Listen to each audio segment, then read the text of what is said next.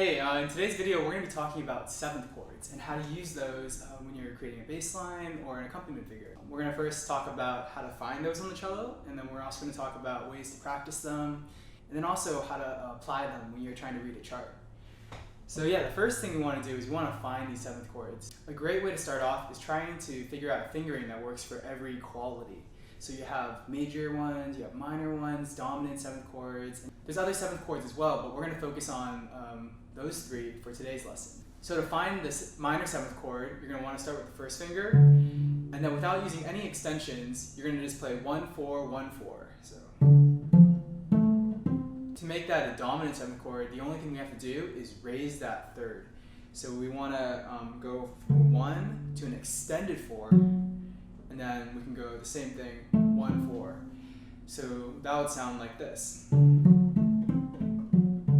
And then finally, for the major 7th chord, we're going to want to raise that 7th as well. So it's like a leading tone going to the 1. So what we're going to do is we're going to raise the 4th finger on the first string, and then we're going to also raise it on the next one. So that would sound like something like this. So that's a great way to start with finding those qualities on the cello. And of course, if you have open strings to use, that's good too.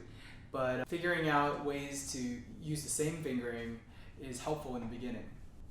A great way to practice 7th chords is practicing 2-5-1 progressions in a circle of fifths. You're going to start with a minor 7th, then it's going to go to a dominant 7th, leading to a major 7th. So if we're going to do a 2-5-1 progression in the key of G major, we're going to start with the A minor 7. And notice how we're starting with the first finger just to keep it simple for us. And then we'll go to a D dominant 7. And then finally, we're going to land on the G major 7. And by starting each one on the first finger, it eliminates some of the thinking at first. Eventually, you're going to be able to play these voicings in all positions of the cello and different fingerings. But when you're starting off, having a fingering that you can use to find these qualities is really great.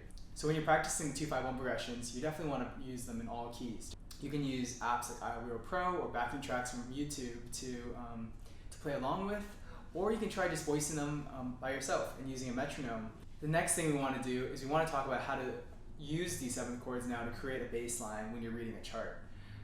When you're starting off, you want to try to keep the bass line as linear as possible, meaning eliminating large skips if you can. So I'm going to use a loop that I made as a 2-5-1 progression in the key of G. And the first thing to do is just start off playing the roots just to get comfortable. So we have the D and then G. So let's try to add fifths.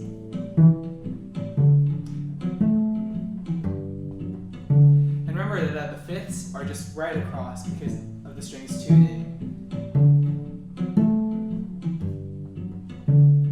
So you notice that there's a lot of skipping going on right now. So if we want to eliminate that, let's try to find the note within the 7th chord that links us to the next root.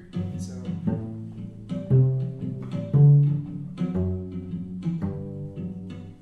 that could work. Another one.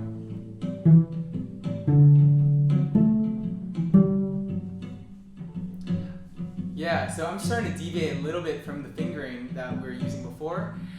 But remember that you can voice these chords in any fingering, any position on the cello once you internalize the pitches and the relationships between the intervals. So once we have all that, we can start laying down a quarter note bass line, or also known as walking on the changes. So yeah, when we start with the A,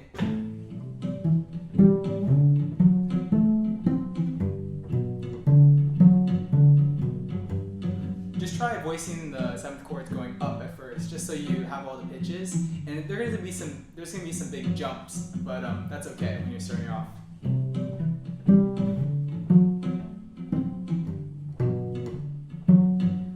The next thing to do is try to start rearranging the notes, and a great way is maybe try coming down instead. So if you're starting on the A, jump to the 7th first.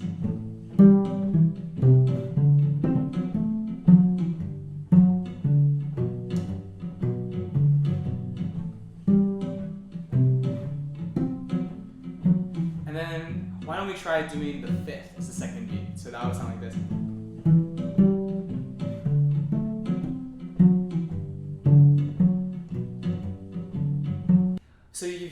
notice that we're still jumping around a ton. So it's also okay when you're creating bass line to repeat notes in order to make it as linear as possible. So now using that concept of repeating notes, you can try to create a bass line that sounds something like this. 2, 3, 4.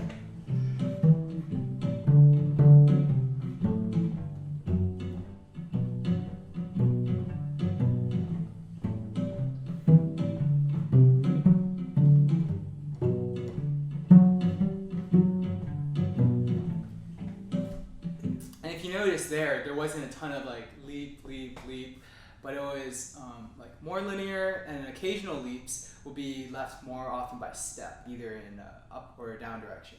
So yeah, those are some ways to create bass lines with 7th chords. And if you have any questions or comments, feel free to leave them down below. Thanks so much for watching, and see you in the next video.